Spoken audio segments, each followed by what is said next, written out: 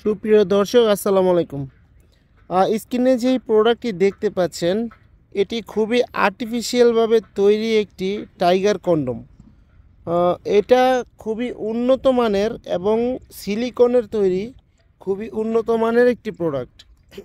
এটা যাদের নাকি লিঙ্গ দাঁড়ায় না এবং দাঁড়ালেও বীর্য অতি তাড়াতাড়ি আউট হয়ে যায়, স্ত্রীকে সময় দিতে পারেন না, তাদের জন্য এই প্রোডাক্টটি।